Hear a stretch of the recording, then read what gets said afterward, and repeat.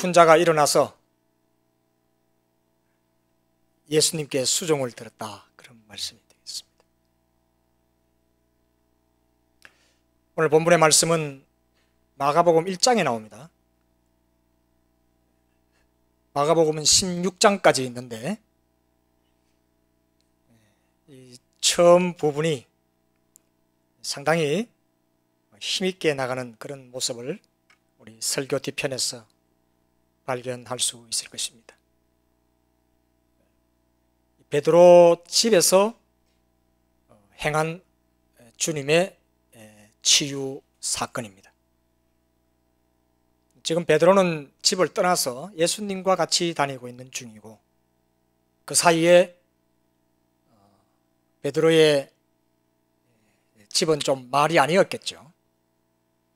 아침에 밤새도록 고기를 잡고 아침에 잠시 눈을 붙였다가 또 저녁 한술 뜨고 또 밤에 고기를 잡으러 나가던 그 듬직한 사위가 어느 날 갑자기 예수님을 따라 가버렸으니까 상상이 됩니다. 이 집에 지금 장모님이 사위를 사랑해야 되는데 사랑할 대상이 없어졌어요.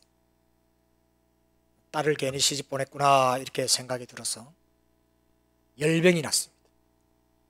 열병이라고 하는 것은 점잖게 써서 그렇지 화병이 난 겁니다. 장모님이 사위 사랑인데 사위가 어느 날 사라지고 말았으니까 장모님이 드러누워 버린 것입니다. 드러누웠다 하는 이런 말은 성경에 아팠다, 앓고 있다 이렇게 하지만 드러누웠다 아니면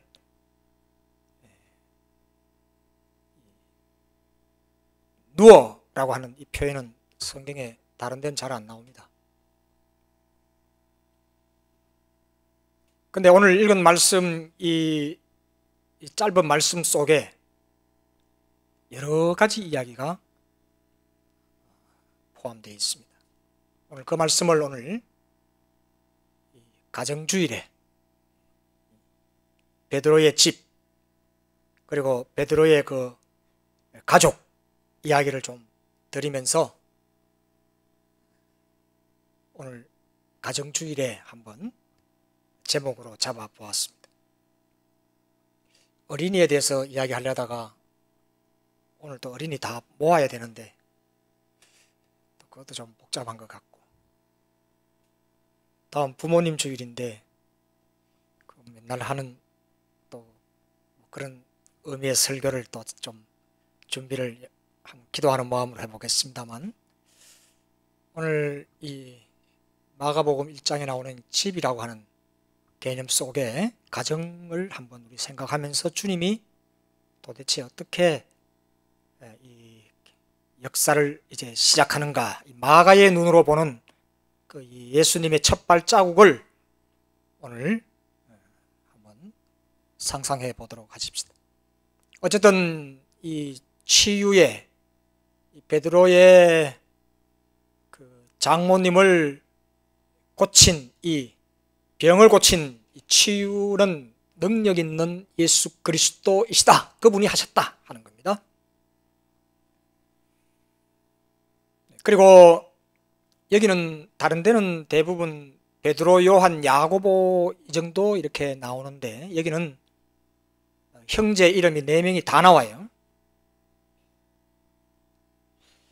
그래서 분명하게 이 지금 장모를 일으킨 이 일에 아주 중요한 하나의 또 분명한 것으로 묘사가 되고 있습니다. 그리고 역시 예수님께서 가시면, 예수를 만나면 모든 환자는 낫고 안전뱅이가 일어서고 그리고 눈먼 자가 눈을 뜬 그런 결과가 분명한 것입니다. 주님 앞에서는 어떤 장애물이나 어떤 환자나 어떤 병자나 어떤 못 고칠 자도 주님이 가신 곳에서 실패는 없습니다. 우리 주님께서는 모든 자에게 사실은 하나님은 전능하신 분이기 때문에 일어나라, 눈을 떠라, 이렇게 걸어라, 이렇게 말씀하시면 다 그렇게 되는데, 그러나 성경 여러 군데에서 주님이 손을 잡았다, 침을 발랐다, 그리고 흙을 일기어서 이렇게 발랐다라고 하는 표현은 그러면 우리가 회의를 가질 수가 있습니다. 주님은 불완전하신 분인가? 열려라 라고 하면 열리지는 겁니다. 일어나라 말씀하시면 일어나시는 분인데, 일어나시게 하시는 분인데, 왜 성경은 때로는 손을 잡고, 왜 때로는 침을 바르고, 한 번 발랐다 안 됐는데 왜 또 침을 바르고, 그리고 흙을 묻혀서 또 왜 손을 대는가? 여기에 여러 가지 해석이 있을 수 있습니다. 이런 걸 보고 주님은 별로 능력이 없으시네. 여러분, 한 번 수술했는데 완치가 잘 안 되면 그 병원에 잘 가겠습니까?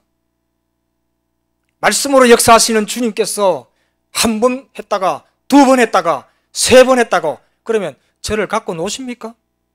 이럴 수도 있잖아요. 전능하신 분은 그대로 다 달리타쿰 에바다 이렇게 하면 그대로 시행해 되시는, 빛이 있으라 라고 말씀하시면 그냥 빛이 있으시는 것입니다. 사람은 그렇지 않습니다.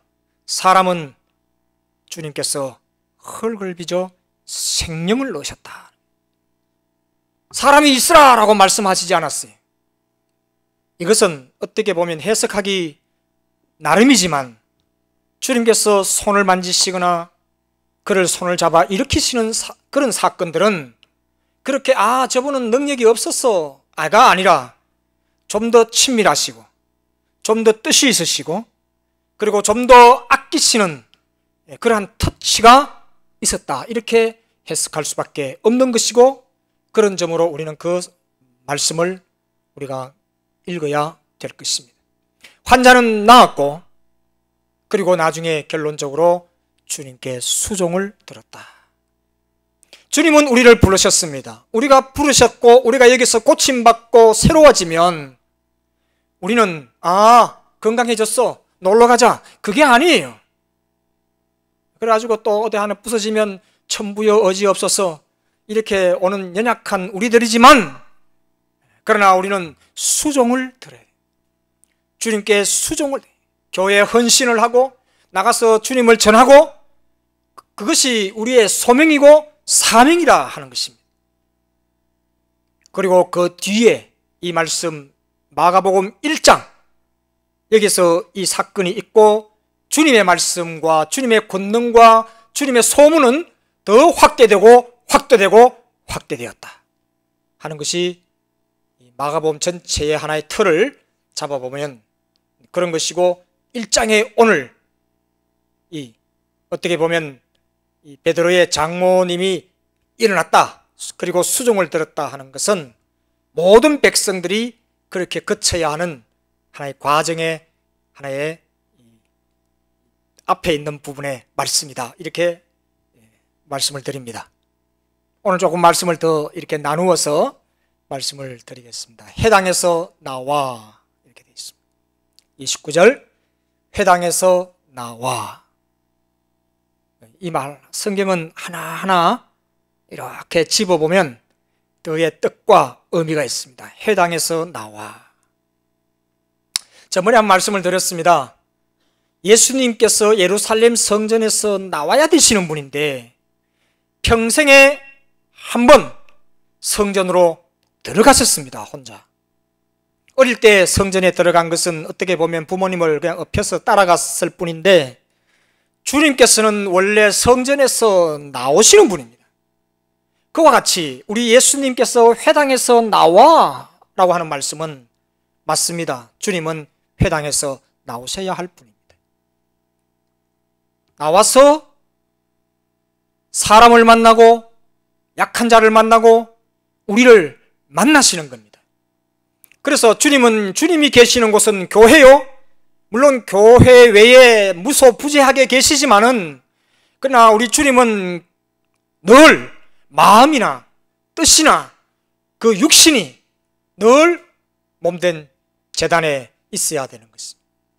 우리 모든 사랑하는 성도님, 이 교회가 하나의 건물이라면 건물이지만 우리 마음이 들어있고 우리의 삶의 거처가 되고 우리의 삶의 본부가 되고, 그리고 우리 교회가 정말 주님의 몸속에 들어있는 우리의 지체라면 우리는 늘 마음이 교회에 있어야 될 줄로 믿습니다. 이건 누구의 것도 아니에요.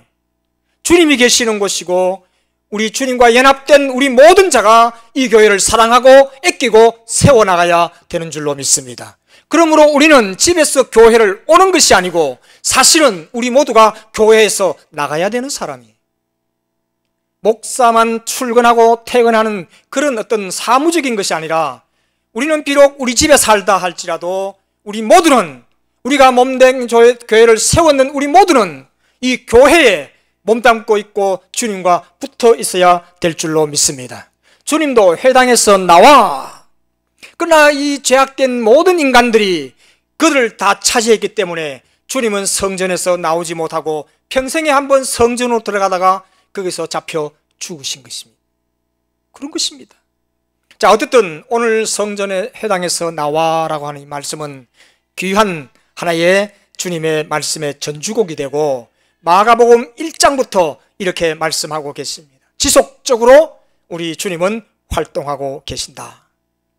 구원의 큰 활동을 하시는 힘있는 주님께서 회당에서 나와 하는 말씀은 정말 이 모습만 봐도 당당하시고 제 아들과 함께 이렇게 걸어가시는 모습을 우리가 상상해보면 힘이 넘치시고, 그 앞에 내가 있다고 할 때 주님은 나에게 모든 걸 아시고 나를 붙잡아 주시고 나를 고쳐주시고 나를 힘있게 해주시는, 붙잡아 주시는 그 주님인 줄로 믿습니다. 그런 거예요. 회당에서 나와 오늘 베드로 장모님이 열병에 있는 그 집으로 들어가시는 중입니다. 아까 말씀드린 대로 다시 한번 이 어떤 능력, 우리가 알고 있는 이 열병에 걸린 자를 일으켜 세우는 그 능력 전단계가 회당에서 나왔다 하는 이것을 연결시켜서 한번 보십시오. 마가는 그렇게 말하고 있습니다. 주님이 계속적으로 이렇게 다니시고 관심 가지시고 행하시는 그 모든 걸 마가는 은혜의 눈으로 예수님의 행적을 하나 이렇게 내려가고 있는 것입니다. 회당에서 나와 아픈 자의 집에 들어가시니라. 이런 표현을 깊이 생각해 보면 우리 주님의 한 발자국 한 발자국이 다 우리에게, 우리 마음에, 우리 주님이 나에게도 오실 수 있구나. 내가 아플 때 주님 바쁘시지만 주님께서 내 집에도 오셔야지 하는 이런 복음의 말씀이 이게 다 숨어 있게 되는 것입니다. 그러므로 성경은 어떤 작가가 썼다고 하기도 하지만 이것은 성령의 글이요, 성령께서 우리에게 주시는 그러한 귀한 말씀인 것입니다. 이 말씀 속에서 주님의 하루의 삶을 우리가 상상해 볼 수가 있습니다. 회당에서 나와 이렇게 말했을 때 여러분 다 돌아가신 선친들 한번 생각해 봅시다. 우리 어르신들, 지금은 세상에 안 계시는 우리 어르신들 다 한번 기억해 보시고, 혹 부모님들이 다 살아 계시더라도 한국에 두고 온 부모님이나 여기 같이 우리 사시는 우리 부모님들 한번 생각해 보십시오. 제가 한번 이야기를 한번 해보겠습니다. 밭에서 밭을 메고 집에 오신 아버지께서 냉수 한 그릇을 찾으셨다. 자, 밭이 그려지죠. 땀을 냈던 밭이 그려지고 집에 오셔서 냉수 한 그릇을 찾으셨다. 그리고 곳간을 정리하시고 그리고 방에 들어가셔서 주무셨다. 하루의 일과를 이렇게 한번 상상해 보시면 불쌍하고 보고 싶기도 하지만 우리 자식들을 사랑하고 그래서 아침 일찍 나가서 밭을 메고 들어오셔서 애들 보고 야, 마당도 안 썰었냐? 숙제했냐? 그러지 아니하시고 냉수 한 그릇을 찾으셨다. 제가 마시겠습니다. 아버지 힘이 있는 거 아니? 그 밭을 매던 아버지가 힘이 있는 거예요. 그러나 냉수밖에 찾지 않으셨다. 그게 어떤 효도에 우리가 효도를 못했던 마음이 조금 울컥하잖아요. 이런 어떤 하나의 문장을 우리가 한번 우리 마음속에 걸어보더라도 그 아버지 나를 사랑했지. 말씀은 안 해도 이런 은혜가 있어야 되는 거예요. 하나님께서 나를 사랑하셔서 나를 있게 하는 그 아버지를 통해서 내가 여기 지금 현재 존재하고 있구나. 이런데 생각하면 어떻게 보면 향수가 나고 순수하고 아버지의 건강과 아버지의 성실을 진실을 우리가 또한 눈물이 글썽거리며 한번 회상할 수도 있는 것입니다. 우리 성도님들 교회 생활이 아무것도 아닌 것 같아도 자식들에게 만약에 일기에 이런 이야기가 있다고 합시다. 자, 어느 장로님, 아까 말씀드린 대로 아버지는 장로님이시다. 아버지가 오늘 바쁜데 만사를 제치고 교회에 가셨다. 목사님 전화를 받고 갔는데 어느 환자가 세상을 떠났다 했다. 근데 아버지께서 말씀하시기를 그 장례식을 마치고 집에 들어오셨다.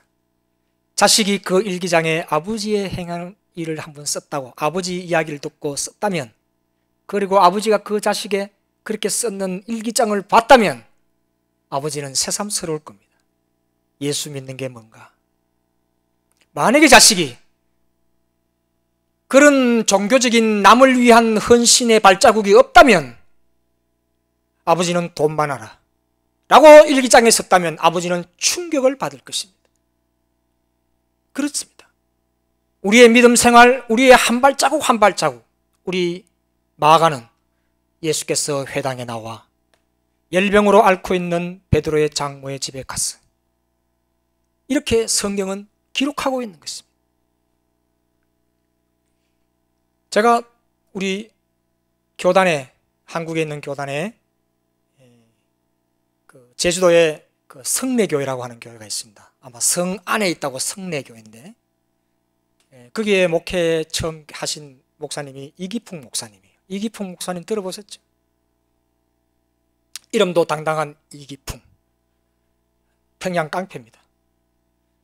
근데 예수를 믿고 평양신학교 1번으로 하나님께 붙잡혀서 그 평양신학교 가서 목사가 되었습니다. 깡패를 하다가 목사가 되니까 깡패 스타일로 목회를 하면 다 오겠다, 그런 마음 다 버렸습니다. 진짜 예수를 믿고 신학교 간 거예요. 깡패 스타일 목사님이 교회 잘합니다. 사람을 잘 다스리잖아요. 그리고 한국은 반말 찍찍하면서 하면요 교회가 팍팍 늘어요. 내가 지뢰하면 안 돼. 정말이에요. 근데 그분은 배를 타고 제주도로 갔습니다. 제주도 가서 교회를 시작했습니다. 아니, 어떻게 보면 처음에는 선교를 했습니다. 그리고 교회를 세웠는데 그 교회가 이름이 성례교회. 근데 제가 우리 교단이니까 제가 제주도를 한 번, 두 번 가봤거든요. 그 교회를 처음 가봤더니 교회 앞에 큰 나무가 하나 있어요. 그 앞에 이런 좀 의자는 아니고요. 이렇게 나무에다가 이렇게 옆에 벤치같이 이렇게 시멘트로 이렇게 놨는데 거기에다가 조그마한 판을 하나 만들어서 꼭 글이 있는데 글을 유심히 보니까 여기 아버지가 신방을 가셨는데 목사님의 자녀들이 아버지를 기다리고 있었다, 이렇게 써놨어요. 참 그 글을 아주 예쁘게 쓰신 것 같아. 아무것도 안 해. 그 얼마나 정성이 담긴 하나의 그 문구입니까? 그러니까 저도 목사의 아들 아니에요. 아버지 신방 가셔서 어머니 신방 가서 배고픈데 오시지도 안 하고, 그럴 때 아버지를 기다렸던, 어머니를 기다리고 빨리 밥 안 주나 그러면서 기다렸던 그런 모습이 있는 거예요. 우리 장로님들, 집사님들, 권사님들 가끔 애들 배 좀 공기세요. 엄마 어디 갔다 왔어? 교인 신방 갔다 오다가 늦었어. 미안해. 아이고 밥 먹어야지. 그러면 그 자식이 화를 내는 게 아니에요. 우리보다 교회 일이 더 우선이구나. 늦게 오실 수도 있겠구나. 그래, 좀 참아야지. 그러면서 자식들은 다 보고 있습니다. 혹시 여러분 자식들 가운데 저놈은 아주 나쁜 놈이 교회도 안 나가? 혹 이런 자가 있더라도 아닙니다. 성실하게 주님을 섬기십시오. 그러면 죄송합니다. 아버님, 어머님 세상 떠나시고 난 뒤에 100% 아버지 자리에 옵니다. 할렐루야.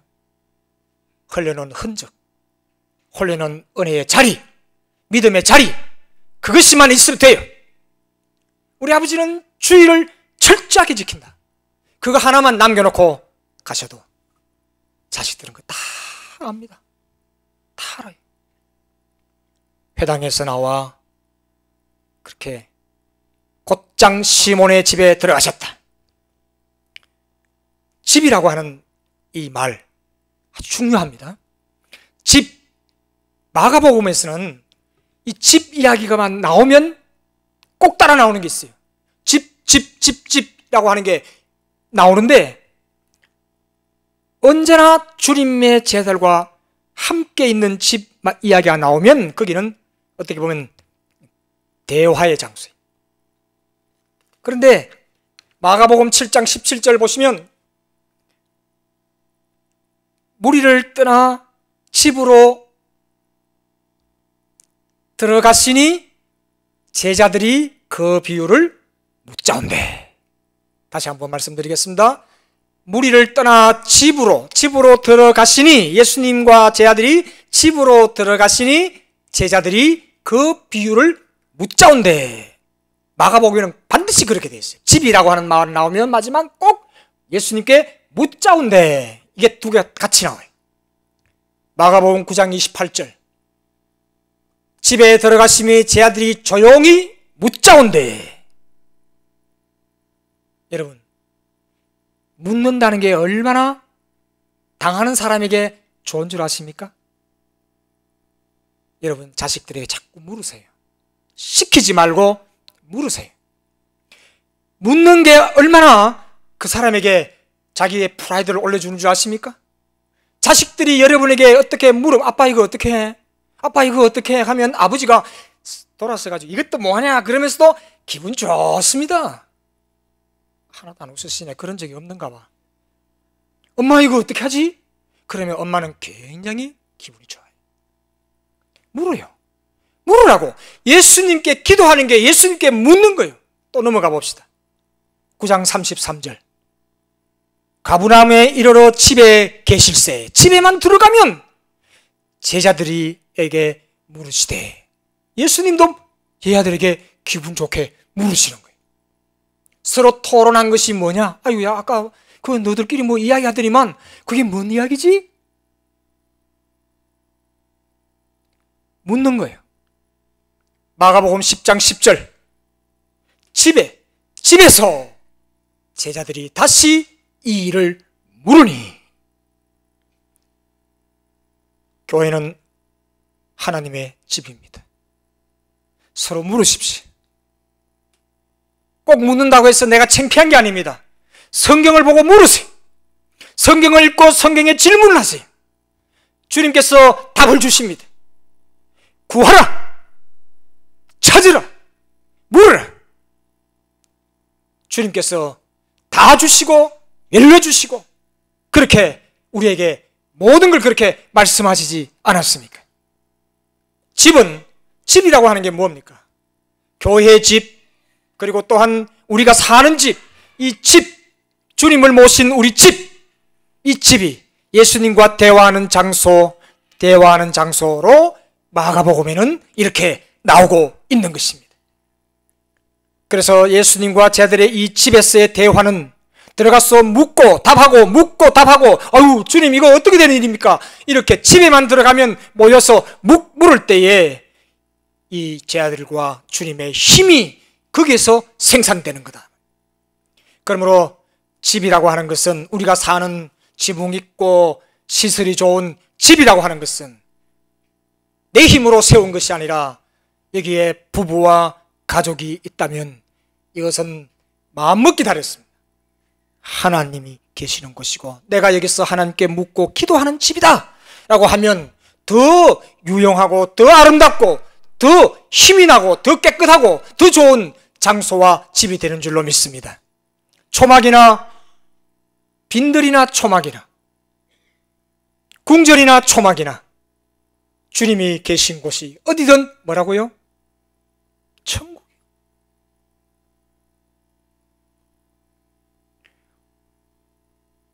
그래서 오늘 묻는 이 제자들에게 여기서 힘이 나왔습니다. 그래서 그 대화가 계속해서 이어집니다. 회당에서 나와 집으로 들어가셔서 한 여인을 일으켜 세우시고 병을 낫게 하시고 그래서 물어. 그래서 시몬의 장모님은 누워있던 자리에서 일어났습니다. 주님께서 그 여인의 손을 잡아 일으키심으로 그녀는 일어났습니다. 그는 아까 말씀드린 대로 화병입니다. 어떤 질병이 아니라 화병이에요. 하나님 나라에 선포하러 떠났던 그 사위, 그를 보고 자기 딸을 걱정하면서 하나님도 모르는 그런 여인이 오늘 그리스도께서 오셔서 그를 일으켜 세우셔서 수종을 들었다 하는 것이 오늘 말씀, 이 한 말씀 속에 아주 복음의 내용이 그 속에 다 들어있습니다. 그 여인 앞에 주님은 담대하게 나아가셔서 일어나라 그렇게 말씀하시고 치유하시고 그가 바로 능력의 주님이신 것입니다. 우리 모두 이 주님의 일으켜 세우시고 문제를 해결하시는 그 모든 주님, 낫게 하시는 그 주님을 따라 힘차게 나아가시기를 바랍니다. 이 능력의 주님은 누워있는 환자에게 다가가셔서 일으키시고 열병은 떠나신다. 회복되었습니다. 그런데 오늘 조금 더 첨언하자면 이 제자들입니다.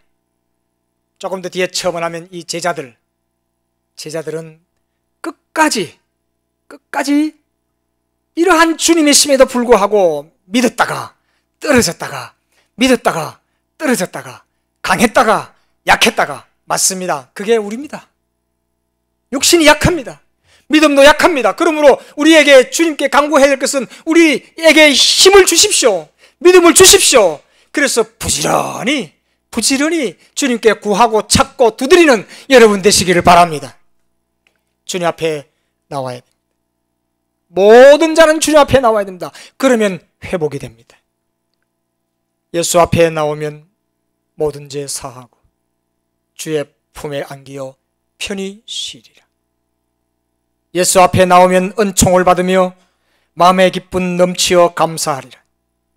예수 앞에 설 때에 흰옷을 입으며 밝고 빛난 내 집에 길이 살리라. 주님의 집에 영원히 산다는 거예요. 문제와 염려, 그 모든 것 주님 앞에 가지고 나오면 주님께서 고쳐주실 뿐만 아니라 우리를 주님께 수종드는 그런 은총, 그 힘까지 우리에게 주시는 주님이신 줄로 믿습니다. 그렇습니다. 모든 자는 다 그랬습니다. 주님 앞에 나왔어. 다 고침받았습니다. 그러므로 주님은 만병을 제압하시고 우리의 죄악을 물리치시고 우리의 새로운 삶과 새롭게 거듭남의 주님이십니다.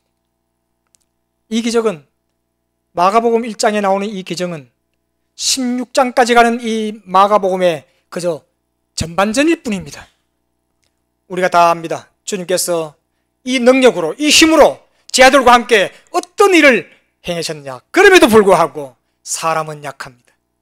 그럼에도 불구하고 사람은 약합니다. 이것이 성경이 우리에게 주는 하나의 메시지입니다. 성경에 마가복음에서 마가가 썼는 그 나레이트 가운데 깨닫지 못하다가 15번 나와요. 16장 성경 가운데 깨닫지 못하더라, 깨닫지 못하더라, 깨닫지 못하더라 하는 말이 16번 가운데 15번이 나오면 우리가 어떤 존재인지를 알지 않습니까?